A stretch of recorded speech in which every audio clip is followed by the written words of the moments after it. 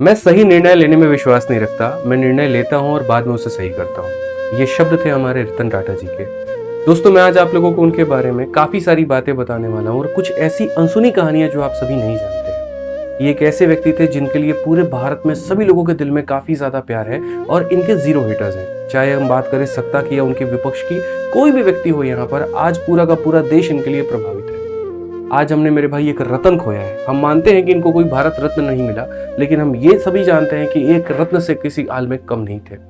चाहे वो समय कोरोना का हो या समय मेरे भाई जब मुंबई ताज होटल पर अटैक की बात आए या कभी भी कोई भी सिचुएशन आए, एक ऐसा इंसान है जो हर वक्त लोगों के लिए हमेशा खड़ा है। और यही कारण है कि जब आज भी हम कोई भी चीज़ सुनते हैं ना कि ये टाटा की बनाई हुई है, तो हमारा उसके लिए विश्वास 100 गुना बढ़ जाता है।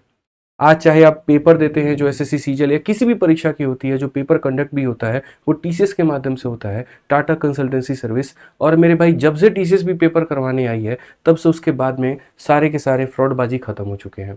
आज आप अगर इनको समझेंगे तो इनके कई सारी कहानियां ऐसी है जो आपको जानने की आवश्यकता है, समझने की आवश्यकता है, सीखने की आवश्यकता है, जीवन में उतारने की आवश्यकता है। क्योंकि मेरे भाई ऐसे लोग शायद सदियों में एक पैदा होते हैं और ये पूरे समाज सुधार का काम करते हैं। मैं आपको छोटे-छोटे इनके जीवन के किस्से सुनाने वाला हूँ। सबसे पहले अगर हम इनकी बात करें, तो लोगों के प्रति इनका विश्वास, ट्रस्ट। आज के समय क्या होता है कि लोगों के पास में पैसा आया, यश आया, तो कहते हैं ना शराब और शबाब, ये 2 चीज़ों में वो ख़त्म कर देते हैं। ये मात्र ऐसे इंसान हैं जिनके अंदर में पैसा बहुत आया, जो मेरे भाई जीवन में बहुत तरक्की करते गए, लेकिन ऐसी कोई भी लत इनके अंदर में नहीं थी। जब एक इंटरव्यू में इनसे पूछा गया कि क्या आपने कभी किसी से शादी क्यों नहीं की? तो इन्होंने बताया कि देखिए, ऐसा नहीं है कि मेरे लाइफ में कभी किसी के साथ में दोस्ती नहीं हुआ या मेरी कभी कोई महिला मित्र नहीं बनी, लेकिन जो बनी थी, ठीक है, तो उस समय इंडो चाइना के वॉर के चलते वो उनके घर वाले राजी नहीं हो पाए और मेरी उनसे कभी शादी नहीं हो पाई। और चूंकि हमने उनसे वादा किया था कि हम शादी सिर्फ आप ही से करेंगे, इसी वजह से हमने ज़िंदगी में किसी और से कभी शादी नहीं रचाई। आप एक ऐसे व्यक्ति के बारे में अभी सुन रहे हैं जिनकी लोगों के लिए बहुत ज़्यादा विश्वास है, जिनके जानवरों को लेकर के बहुत ज़्यादा प्रेम है। अभी हाल-फिलहाल की मैं आपको घटना बताता हूँ। इनको कुत्ते इतने ज़्यादा प्यारे हैं कि इनके अभी होटल के आस-पास में भी अगर वो घूमते रहेंगे, तो इनके स्टाफ उसको भगा नहीं सकते, उसको एक तरीके से बंद नहीं कर सकते, उसके ऊपर में कोई अत्याचार नहीं कर सकते। एक बार मेरे भाई इनको बहुत ही बड़ा अवार्ड मिलना था, लेकिन इनके अपने जो पेट्स थे, जिनकी तबीयत खराब थी, तो उसको मेरे भाई देखने में ये लग गए और उसके बाद में वहाँ पर वो अवार्ड लेने नहीं जा पाए। और ये काम सिर्फ एक ही इंसान कर सकता है, वो है आपके अपने रतन टाटा। आज चाहे आप जब सोना खरीदने जाते हैं, जब आप तनिष्क का नाम सुनते हैं, चाहे आप पेपर देने जाते हैं, जब आप टीसीएस का नाम सुनते हैं, आप नमक खरीदने जाते हैं, चाहे वो टाटा की नमक हो, एक सुई से लेकर के हवाई जहाज तक, पूरे हर क्षेत्र में टाटा ने मेरे भाई अपना पाँव पसारा है। और न सिर्फ पाँव पसारा है, बल्कि लोगों के दिलों में उन्होंने राज किया है। जितनी चीज़ें उन्होंने बनाई हर क्षेत्र में मेरे भाई, वो सभी के सभी लोगों के लिए बहुत एक विश्वास लेकर के आता है। और हम शान से मेरे भाई कह पाते हैं कि हाँ, ये हमारा देश का नमक है, हाँ, ये हमारे अपने देश में निर्मित वस्तु है। और जितनी चीज़ें आप देख पाते हैं वो सिर्फ़ और सिर्फ़ टाटा कंपनी की मात्र 13% है, बाकी 60% के करीब का हिस्सा वो सारा का सारा ट्रस्ट में डोनेट करते हैं। जब मुंबई में अटैक हुआ था ताज होटल के ऊपर में, तो वहाँ के आस-पास के जितने रेहड़ी वाले थे वो बहुत ज़्यादा प्रभावित थे, ठीक है? कइयों के मेरे भाई रोज़गार चले गए, कइयों का बहुत नुकसान हो गया, लेकिन उन्होंने हर रेहड़ी वालों को पैसे की मदद से और बाकी जितनी आर्थिक मदद हो सकती थी उन्होंने की। कोई अगर चाहता तो क्यों किसी की मदद करता? बाहर रेहड़ी वालों से उनका क्या मतलब है? लेकिन ऐसा करने वाला सिर्फ़ एक इंसान, वो आपके अपने रतन टाटा जी थे। अगर हम बात स्टाफ को लेकर के करें, तो जहाँ पर कोरोना में सभी लोग जो है नौकरी से सबको निकाल रहे थे, वहाँ पर इन्होंने सभी अपने स्टाफ्स की सैलरी बहुत टाइम पर दी, हर तरीके से संभावित मदद की, अपने अस्पतालों में सभी की मुफ्त ट्रीटमेंट कराई। आज ये बच्चों को बाहर पढ़ने के लिए मुफ्त शिक्षा देते हैं, स्कॉलरशिप देते हैं। कोई बच्चा अगर सामर्थ्य नहीं है, वो किसी यूनिवर्सिटी में पढ़ना चाहता है, तो यहाँ पर इनकी तरफ से स्कॉलरशिप मिलता है और वो जा कर के पढ़ सकता है। जब बात कोविड के समय की आई, तो 500 करोड़ दे करके अपना बहुत ही बड़ा जिगरा दिखाया और इन्होंने यहाँ पर लोगों की सहायता की। आज पूरे टाटा कंपनी का 60% हिस्सा आप देखोगे तो ट्रस्ट और चैरिटी में जाता है। और कभी आपने ये नहीं देखा होगा जैसे अंबानी अडानी की तरह ये भी किसी होड़ में हो, किसी भागम भाग में हो। ऐसा कहीं पर नहीं होता। इन्हें अपने काम से मतलब है और देश की सेवा से मतलब है। इसीलिए मैंने कहा कि इनके पास में भारत रत्न तो नहीं है, लेकिन ये किसी भारत के रत्न से कम भी नहीं है। कल जमशेदपुर में पूरा पूरा मेरे भाई शोक का माहौल रहा। दुर्गा पूजा तो थी, लेकिन लोगों के मन में उत्साह नहीं था और हर जगह की जो बत्तियां हैं वो बुझा दी गई थी और एक तरीके से इनके लिए श्रद्धांजलि अर्पित किया जा रहा था। मैं एक आपको शांतानु नाम के एक लड़के की छोटे से किस्से सुनाता हूँ। इनको हाल फिलहाल इन्होंने अपना दोस्त बनाया और वो लड़का मेरे भाई 20 से 22 साल की उम्र का है। कैसे बनाया? तो वो लड़के का मेरे भाई काम ये होता था कि जैसे जितने भी आवारा कुत्ते घूमते थे, उनके गले पर इसने एक पट्टा बना के डिस्कवर किया कि जो गाड़ी आती है उनको दूर से दिख जाए यहाँ पर, वो चमकने वाला पट्टा, ठीक है? और दूर से दिख जाए तो उसके बाद में इसके ऊपर कोई गाड़ी ना चढ़ा दे, इसके ऊपर कोई जो है इसको कुचल के ना चला जाए। तो जब ये वीडियो इन्होंने देखी तो उसको बुलाया और अपने कंपनी में मैनेजर के तौर पे उसको रखा, और बाद में मेरे भाई आज वो लड़का सभी लोगों को मोटिवेट करने का काम करता है, नौकरी देने का काम करता है और समाज सुधारता है। एक ऐसे इंसान जिनको बच्चों से, कुत्तों से, जानवरों से बहुत ही ज़्यादा प्रेम था, जिनके मन में कहीं पर कोई लालच नहीं थी, जिनके मन में हमेशा दूसरों को सम्मान करने के लिए हमेशा से वो तत्पर रहते थे।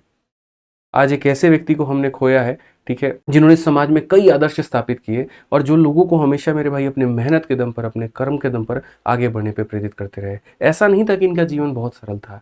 जब इनका जन्म हुआ तो 10 साल के बाद में इनके मम्मी और पापा दोनों अलग हो गए। इनकी माताजी की शादी किसी और से हो गई और इनके पिता ने किसी और से शादी की। उस समय के बाद में फिर ये विदेश में पढ़ाई करने चले गए। इनके पापा कुछ और बनाना चाहते थे, लेकिन इन्होंने आर्किटेक्चर में पढ़ाई की और आने के बाद में तब यहाँ पर कंपनी ज्वाइन किया। कंपनी में भी इनको लेकर के काफ़ी विरोध हुआ था और आपने अभी साइरस मिस्त्री और काफ़ी सारे केसेस आपने सुने होंगे। लेकिन उसके बाद में मेरे भाई ये जब अपनी कर्म से, जब अपने मेहनत से, जब इन्होंने अपनी कंपनी में अपना लोहा मनवाया सभी को और दिखाया कि हाँ मैं इसके लिए काबिल हूँ। ये ज़्यादा बोलने में नहीं, ज़्यादा करने में मेरे भाई विश्वास रखते थे। इनके जीवन का एक किस्सा मैं आपको सुनाता हूँ। पहली बार रतन टाटा जी ने कार बनाई और जिसका नाम था इंडिका।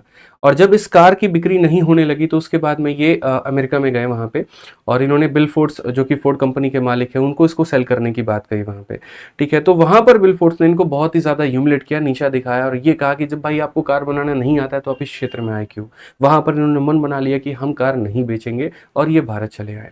और एक वो समय और एक उसके बाद में 10 साल का ऐसा समय, 10 साल बाद का कहानी ऐसा आया कि फोर्ड की 2 कंपनी, रेंज रोवर और जगुआर, ये दोनों बहुत ही अच्छी ब्रांड थी, लेकिन उनका दिवालिया घोषित हो रहा था, उनके ऊपर में बहुत ज़्यादा कर्ज था, उनकी कारें नहीं बिक रही थी। तब उस समय इनके ब्रांड को रतन टाटा जी ने खरीदा और उस समय बिल फोर्ड का ये स्टेटमेंट था, आपने हमारी कार कंपनी को खरीद करके हमारे ऊपर में एहसान किया है। तो इसीलिए मैं कहता हूँ कि ये एक ऐसे व्यक्ति थे जो मेरे भाई मुंह से कम जवाब देते थे और कर्मों से ज़्यादा देते थे, ठीक है? जब बात मेरे भाई बाइक्स की आती है, आज आप रतन टाटा की टाटा जो कंपनी है, आप उसका देखोगे तो हर चीज़ वो निर्माण करती है, लेकिन आपने कभी टाटा की बाइक नहीं सुनी होगी। कारण पता है क्यों? रतन टाटा जी से ये पूछा गया कि आप तो एसी से लेकर के, वोल्टास जो एसी है वो टाटा की ही कंपनी है, तो आप एसी से लेकर के दुनिया की हर चीज़ बनाते हो, लेकिन आपने कभी बाइक क्यों नहीं बनाई?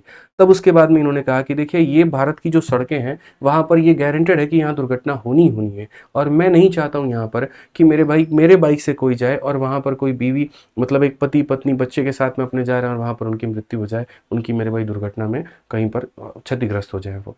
इसी वजह से इन्होंने एक नया स्कीम भी लेकर के आए कि जितनी कीमत में लोग भारत में एक बाइक खरीदते हैं, उतनी ही कीमत में वो कार खरीद सकते हैं और उससे कई गुना ज़्यादा सेफ्टी के साथ में वो एक जगह से दूसरी जगह जा सकते हैं। हालांकि लोगों ने इसका बहुत मजाक उड़ाया और उसके पीछे का उद्देश्य नहीं समझ पाए। जो नैनो कार आई थी वो इसी उद्देश्य, इसी विजन के साथ में आई हुई थी। तो ऐसे टाटा जी के बहुत ही अनसुने कहानियाँ हैं जिनके बारे में शायद लोग आज नहीं जानते हैं, और मुझे लगता है कि ऐसा इंसान जिसने हमेशा दुनिया के लिए मेरे भाई अपना सर्वस्व न्यौछावर किया, इनको भारत रत्न मिलना ही चाहिए।